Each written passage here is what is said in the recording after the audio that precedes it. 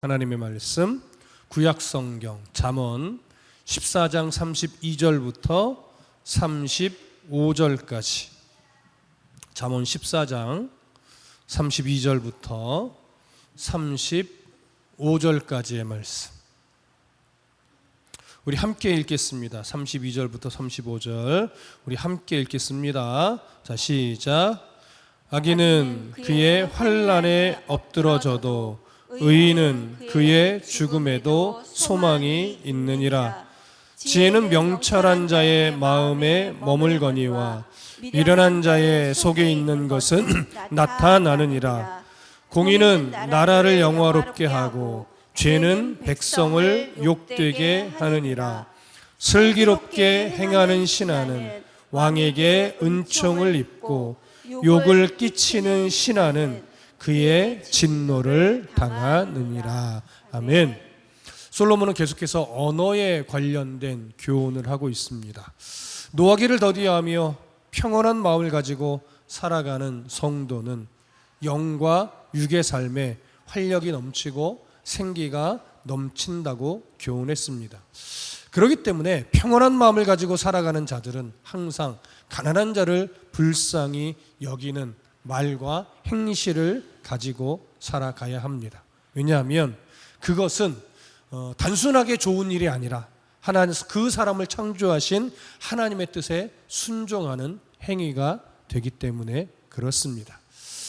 자, 오늘 본문을 좀 더 읽고 이어가 보겠습니다. 32절 함께 읽습니다. 32절 시작. 악인은 그의 환난에 엎드러져도 의인은 그의 죽음에도 소망이 있느니라. 자, 여기 악인과 의인에 대해서 언급을 하는데 여기 언급된 악인은 가난한 사람을 학대하는 악인을 의미합니다. 따라서 의인은 가난한 자를 불쌍히 여기는 의인을 의미하겠죠. 가난한 사람을 학대하는 이 악인은 오늘 솔로몬의 교훈에 보면 자신이 행한 그 악행 때문에 넘어져도 일어나지 못한다고 교훈합니다. 왜 솔로몬이 이렇게 교훈했느냐? 여기에 강조점은요, 넘어져도 일어날 힘이 없다는 부분보다는 넘어져 있을 때 손 내밀어 주는 자가 없다는 쪽에 더 강조점이 있어요. 그래서 악한 말, 악한 행실, 가난한 자를 돌아보지 않은 이런 악한 자는 그 사람이 넘어졌을 때 어느 누구도 손을 내밀어 일으켜 주는 자가 없습니다. 사람의 도움도 없지만 하나님도 그를 돕지 않는다고 교훈을 합니다. 여러분, 어떤 사람이 가장 불행한 사람일까요? 사람의 도움을 받지 못하는 사람도 참 불행한 사람일 겁니다. 사람의 위로를 받지 못하는 사람도 참 불행한 사람일 겁니다. 하지만 하나님의 도움이 없는 자, 하나님의 위로가 없는 자, 이런 자가 사실은 가장 불행한 자입니다. 그렇기 때문에 오늘 우리가 정말 감사해야 될 것은 뭐냐면 오늘 우리는 넘어졌을 때, 힘들 때 함께 손을 내밀어주는 지체도 있지만 우리에게 변함없이 따뜻한 손길을 내밀어 주시는 하나님 아버지가 우리 가운데 있다는 사실로 인해서 우리는 충분히 감사할 수 있다는 것을 기억해야 할 겁니다. 그렇기 때문에 솔로몬이 이어서 이렇게 말하는 거예요. 의인은 그의 죽음에도 소망이 있느니라. 자, 불쌍한 자를 그러니까 긍휼히 여길 줄 아는 그런 의인, 이런 의인은요, 죽음의 위협에 있을 때, 어려움에 있을 때 손을 내밀어주는 지체가 사람이 있어요.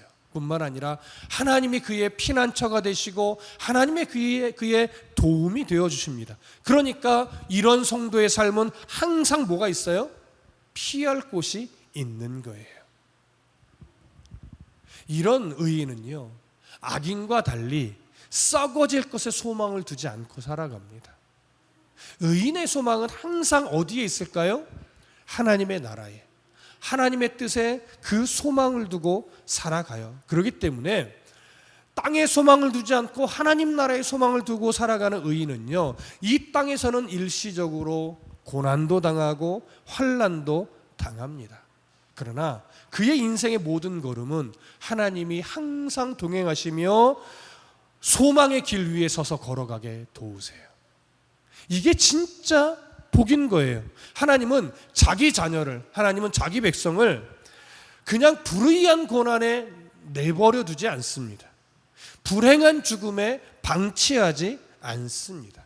늘 하나님이 우리에게 주신 영원한 삶에 대한 소망과 우리의 아버지 되신 그 하나님의 그 손길 위에서 살아가게 도우시죠. 그래서 언제나 우리에게는, 의인에게는, 하나님의 백성에게는 소망이 있는 겁니다.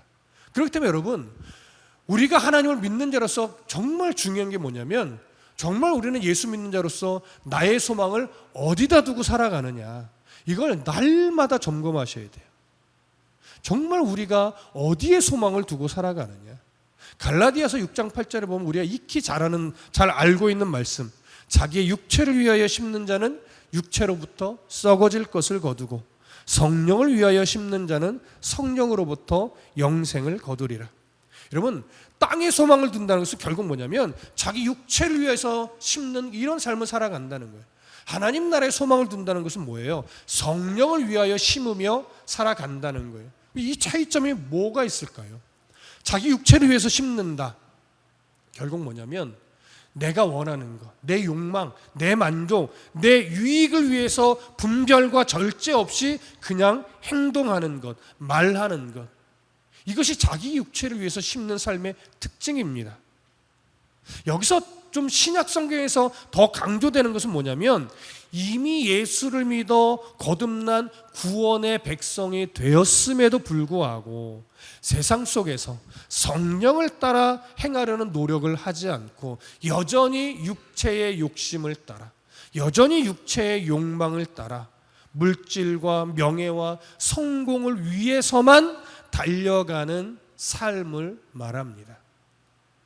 이런 삶이 바로 자기 육체를 위하여 심는 삶의 모습이에요. 예수를 믿어 구원의 백성이 되었음에도 불구하고 이렇게 자기 육체를 위하여 심으며 살아가는 사람 사실 많이 있어요. 하나님은 그런 하나님의 백성들을 그냥 놔두시지는 않습니다. 끝내 돌이켜서 자기의 육체를 위해서 심는 삶을 살아가다가 이것이 아니라는 것을 깨닫게 하여서 다시 성령을 위해서 심는 삶으로 하나님이 방향전환을 하게 만드시죠. 그게 하나님의 섭리입니다. 그렇기 때문에 오늘 우리는 내가 정말 예수를 믿는 자로서 내 육체를 위해서 심는 삶을 살아가고 있나? 아니면 정말 성령을 위해서 심는 삶을 살아가고 있나? 이 고민을 늘 해야 되는데 오늘 갈라디아서에서의 이 말씀은 육체를 위하여 심는 자의 삶에는 뭘 거둔대요? 썩어질 것을 거둔대요. 여러분, 썩어질 것을 거둔다고 하니까 세상 일이 잘 안 풀리고 어려운 일만 생기고 하는 것마다 뭔가 잘 안 풀리는 이런 모습으로 생각하실지 모르겠습니다. 물론 그런 모습도 있습니다. 그러나 여기에 강조점은요, 그런 것이 아니에요. 여기서 썩어질 것이라고 하는 것은 사실은 멸망이라는 의미의 단어인데 멸망해 버릴 것, 영원하지 않은 것을 거둔다는 거예요. 다시 말하면 이렇게 설명할 수 있어요. 하나님의 나라에 가지고 들어갈 수 없는 것을 거둔다는 거예요. 그럼 하나님의 나라에 가지고 들어갈 수 없는 게 뭘까요? 가장 기본적으로 생각하면 돈이에요, 여러분. 돈 아무리 많이 벌어도 그걸 이고 하나님의 나라 갈 수 없죠. 이건 우리나라 옛말에도 있어요. 그거 지고 못 가요. 천국에 못 간단 말이죠. 그러니까 생각해 보세요. 돈을 위해서만 살면요, 신앙은 잃어버리고 돈은 많이 벌어 떵떵거리고 살게는 될 수 있다는 거예요. 하지만 그 돈과 함께 하나님의 나라는 가기 어렵겠죠. 이렇게 물질은 사실 죽음 앞에서는 허망한 겁니다. 그렇다면 인생 속에서 이런 허망함은 참 많아요. 인기, 명예, 내가 하고 싶은 것, 내가 누리고 싶은 것, 우리 잘 생각해 보시면 그 대부분의 것들이 하나님의 나라에 가지고 들어갈 수 없는 거예요.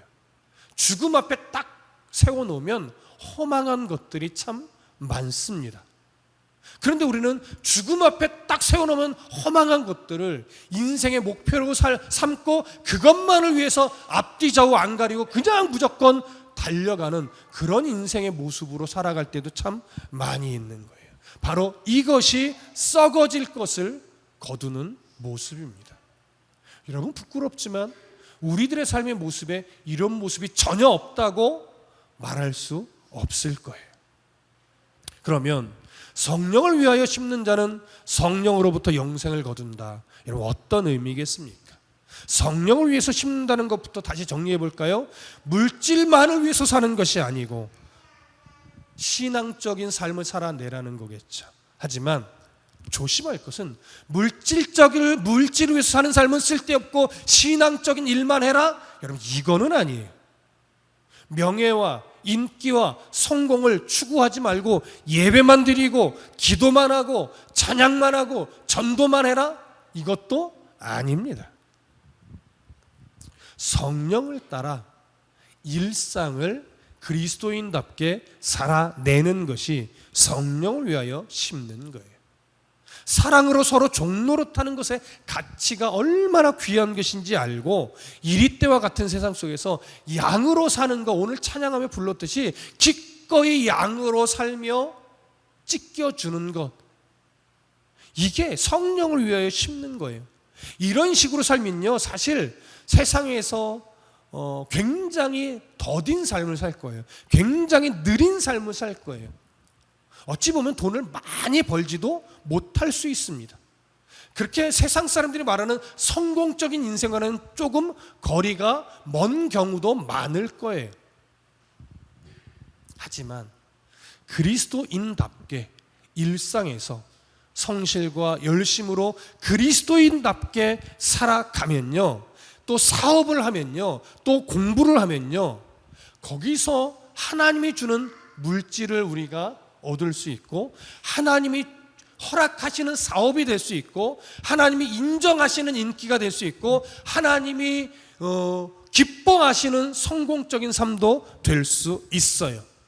그러면 하나님이 인정하는 물질, 하나님이 인정하는 사업, 하나님이 인정하는 인기, 하나님이 인정하는 성공, 이런 것들은 무엇이 남을까요? 여러분, 돈이 남을까요? 아니요. 하나님이 인정하는 물질에는요, 돈이 남지 않아요. 하나님이 인정하는 사업에는요, 그것도 돈이 남지 않아요. 하나님이 인정하는 인기, 하나님이 인정하는 어떤 성공, 여기에는 항상 뭐가 남냐면 하나님이 기뻐하는 성령의 열매가 남습니다. 하나님이 기뻐하는 성령의 열매는요, 하나님이 기뻐하는 것이기 때문에 그 기쁨은 하나님의 나라에 무엇으로 우리에게 주어질까요? 영광의 면류관으로 주어지는 거예요. 그게 상급이에요, 여러분. 하나님 나라에서 상급은 우월감에 젖어드는 물질적 개념으로 계산되는 상급이 아니고요, 하나님이 얼마나 나의 삶을 기뻐하셨는지 그 영광의 가치예요. 그래서 영광의 면류관인 겁니다. 그러니 여러분, 성도는 결과가 중요한 것이 아니고 과정이 중요해요. 하나님이 기뻐하는 과정을 갖고 있는가, 이게 바로 성령을 위해서 심는 삶입니다. 이렇게 성령을 위해서 심는 삶을 살면 주님의 나라 갈 때에 영원한 하나님 나라의 영광스러운 면류관이 주어지는 그런 은혜가 있기 때문에, 여러분, 이런 은혜는 지금 우리가 깊이 느끼지 못해서 그렇지 이게 물질로 살 수 없는 겁니다. 인기로 살 수 없는 거예요. 여러분, 이런 소망이, 이러한 성령을 위해서 심는 삶이 우리의 삶에 가득하기를 소망합니다. 그것이 바로 의인은 그의 죽음에도 소망이 있다라고 하는 말씀의 의미예요. 의인은 이 땅에서 힘들게 산다 할지라도 그에게는 하나님 나라의 영광의 면류관이 기다리고 있다고요. 얼마나 소망 있는 삶이겠습니까? 조금 더딜지라도, 조금 힘겨울지라도, 조금 마음이 아플지라도 영광의 면류관을 바라보며 그 성도는 날마다 활력 있게, 생명력 있게 살아갈 수 있는 거예요. 솔로몬은 이런 교훈을 계속 이어가는데 33절 함께 읽을까요? 시작. 지혜는 명철한 자의 마음에 머물거니와 미련한 자의 속에 있는 것은 나타나느니라. 여러분, 이 33절 뒤에 사실은 겸손한 언어와 관련이 되어 있어요. 여기 지혜는 명철한 자의 마음에 머문다고 하잖아요. 왜 지혜 있는 자의 명철함이 그의 마음에 머물까요? 이건 어떤 의미가 되냐면요, 지혜로운 자는요 얼마나 그 마음이 겸손한지 자기 안에 분명 지혜가 있고 자기 안에 뭔가 지식이 있고 아는 것이 있는데 그걸 함부로 떠벌리지 않아요. 함부로 과시하지 않아요. 함부로 교만 부리지 않아요. 내가 좀 안다고 그걸 가지고 모르는 사람 앞에서 의시되듯이 이렇게 떠들지 않아요. 이게 오늘 솔로몬이 말하고 있는 지혜는 명철한 자의 마음에 머문다라고 하는 표현의 의미입니다. 그래서 지혜로운 자는요 말을 아껴요. 지혜로운 자는 한 번 더 생각하고 말하게 되죠. 저도 사실은 예전에 철없을 때는 그냥 뭐 재밌게 말도 좀, 집에서는 말이 없어도 밖에 나가면 친구들 사이에서 그냥 실없는 농담도 하고 장난도 치고 그랬었는데 철이 들고 성경을 보게 되고 하나님의 마음을 알게 되다 보니까요, 이 설교 외에는 사실은 신앙적 어떤 성도들과 이런 대화하는 것 외에는 사실 말을 안 합니다. 잘 안 해요. 저희 집사람의 불만이 항상 그거예요. 말 좀 해. 좀 웃어. 저 왜 이렇게 안 웃을까요? 근데 이게 참 희한해요. 전 재밌게 보고 있거든요. 전 재밌게 보고 있는데 옆에서 안 웃겨 이래요. 난 재밌게 보고 있는데 참 희한해요, 그렇죠? 하지만 이건 조금 여담이었지만 여러분, 말이 없는 게 좋다는 것이 아니고 그리스도인은, 지혜로운 자는요 그렇게 함부로 말하지 않는다는 것에 초점을 두는 겁니다. 저는 너무 말이 없어서 탈인 거고 여러분들은 좀 지혜롭게 말하는 그런 은혜가 있기를 소망합니다. 그래서 솔로몬이 이어서 말하는 거예요. 미련한 자의 속에 있는 것은 나타나느니라. 이건 거꾸로 말하는 거예요. 미련한 자는 조금 아는 것이 있을 때 그걸 과시하듯이 떠벌린다 이거예요. 많은 사람들 앞에서 아무리 옳은 말을 한다 할지라도요, 그게 때와 장소가 가리지 않으면 사람들의 비난과 조롱을 받을 수밖에 없습니다. 우린 이걸 욥기의 내용에서도 확인하고 있잖아요. 욥의 친구들, 그들이 하는 말 사실은 인과응보적 신앙에서 틀리지 않습니다. 대원칙으로는 거의 다 맞는 말이에요. 그러나 욥의 상황과 욥의 마음을 헤아리지 않았기 때문에 그 말이 하나님 앞에 인정받지 못했던 거예요. 아픔을 헤아릴 줄 알고 왜 저런 말을 하는가를 헤아릴 줄 안다면 함부로 그런 정죄를 하지 않았을 거예요. 자기 생각에는 아무리 옳다 해도 처음에 그를 보고 7일 동안 침묵해 줬던 것처럼 조금 더 그의 마음을 헤아리며 쉽게 정죄하지 않았어야 되는데 그들은 자기의 귀에 이건 아니다 싶으니까 욥의 마음을 헤아릴 생각을 하지 않고 끊임없이 계속해서 정죄를 했던 것이죠. 이것이 어떻게 보면 미련한 자의 속에 있는 것은 나타나느니라의 전형적인 모델이라고 할 수 있을 거예요. 여러분, 말을 아낄 줄 알고 지혜롭게 말에 절제함이 있는 그런 성도가 되시기를 소망합니다. 34절 함께 읽습니다. 34절 시작.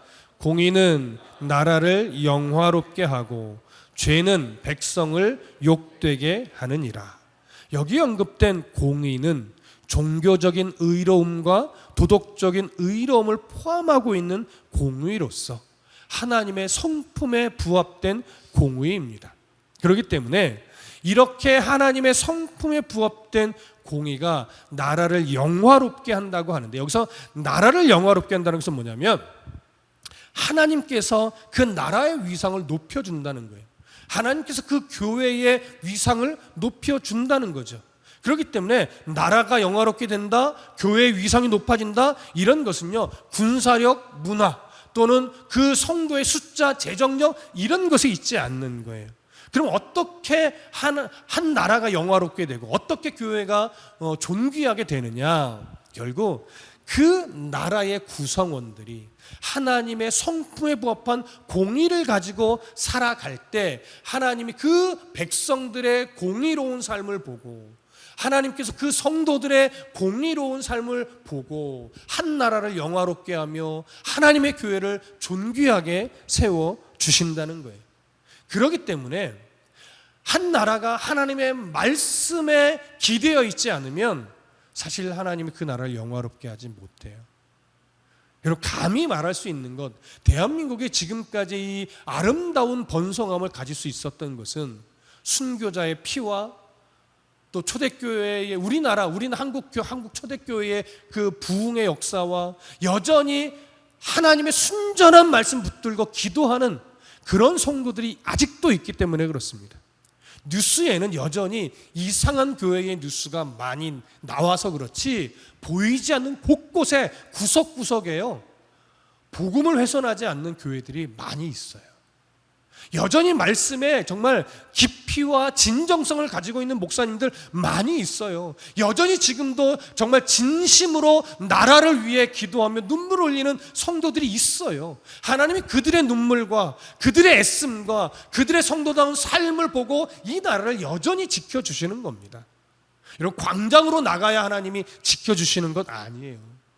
광장으로 나가면 뭐 하겠어요? 말씀을 붙잡고 살아가는 그 올바른 삶이 없다면 그건 의미 없는 거예요. 광장으로 나가지 않아도 그 크고 작은 여러 교회들이 각자의 위치에서 그리스도인다운 삶을 살아내고 있으면 하나님 그 성도의 삶을 받으시사 나라를 영화롭게 하는 거예요. 그 교회를 존귀하게 세워주시는 거예요. 그러니 여러분, 교회가 절대 정치판에 기대어 있어서는 안 되는 겁니다. 이건 교회를 죽이는 것이고 더 나아가 한 나라를 무너뜨리는 지름길이에요. 그래서 여전히 말씀에 기대어 있는 교회들이 있다는 것을 우리가 기억하고 여전히 우리도 말씀에 기대어 있는 교회로서의 그 중심을 끝까지 지켜가야 한다라고는 이 책임감을 우리가 함께 가져가야 하는 겁니다.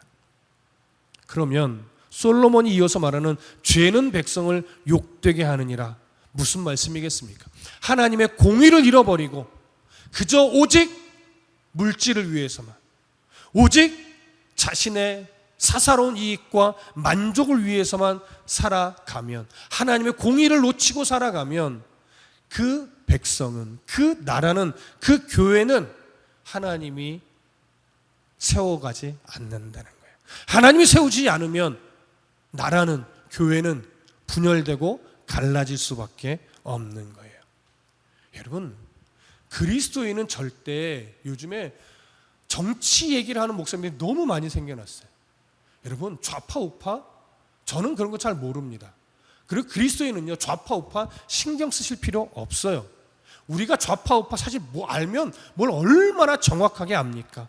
그리스도인은 무엇만 알면 되냐면 하나님의 말씀 앞에 내가 어떻게 살아가야 되는가, 이것만 알면 돼요. 각자의 약간 개인적인 정치적 성향은 있을 수 있어요. 그건 괜찮아요.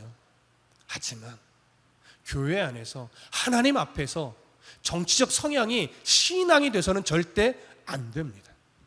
오직 하나님의 말씀을 따라 움직이고 내가 너희를 사랑하는 것 같이 너희도 서로 사랑하라고 하는 그 말씀을 어떻게 하면 내가 바르게 실천할까? 여러분, 이걸 붙잡고 살아가야죠. 자꾸 좌파 목사, 좌파 교회, 우파 교회, 우파 목사 이런 것으로 쓸데없이 제대로 알지도 못하면서 갈라져서 서로 손가락질하고 비난하는 것은요, 하나님의 영광을 가리는 거예요.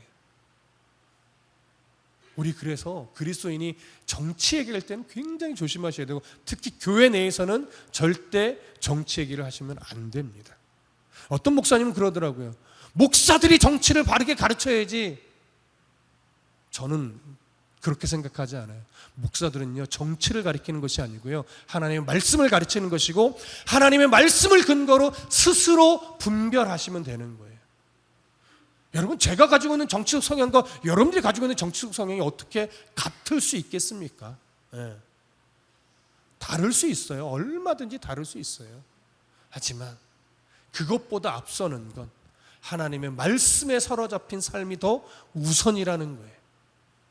꼭 기억해 주시기를 부탁드립니다. 자, 마지막 35절 함께 읽겠습니다. 시작. 슬기롭게 행하는 신하는 왕에게 은총을 입고 욕을 끼치는 신하는 그의 진노를 당하느니라. 여러분, 이 구절이 이제 14장 전체에서 솔로몬이 교훈하는 언어 생활의 가장 중요한 포인트예요. 그러면 여기서 슬기롭게 행하는 신하란 어떤 신하를 의미하느냐?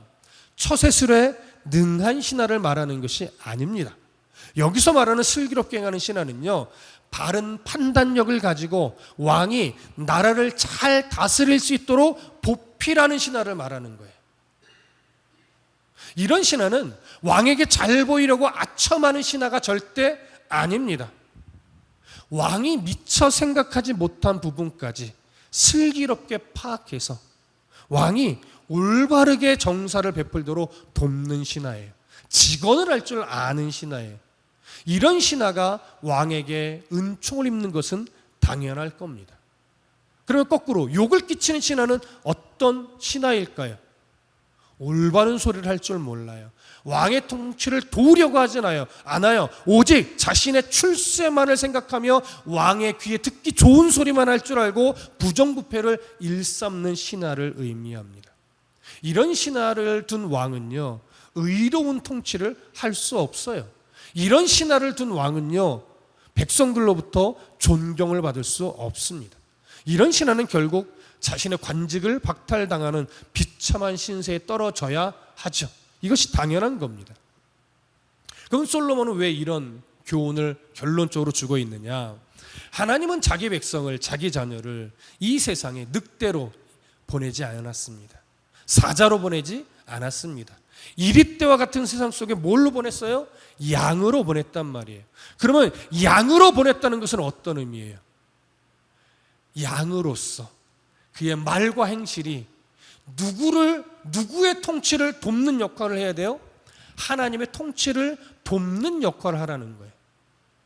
그러면 그리스도인이 하나님의 통치를 돕는다는 것은 뭐예요? 그의 말과 행실이 하나님의 뜻에 부합해서 하나님의 자녀는 이런 언어를 갖고 하나님의 자녀는 이런 행실을 가지고 살아간다는 것을 세상 가운데 주변 사람들에게 보여주는 거죠.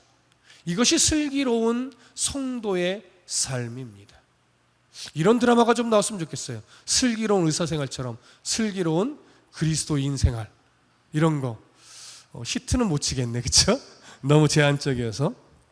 어찌됐든 솔로몬이 결론적으로 우리 모두를 향해서 이 세상 속의 양으로 보냄을 받은 슬기로운 하나님의 신하, 하나님의 자녀라고 이야기를 합니다.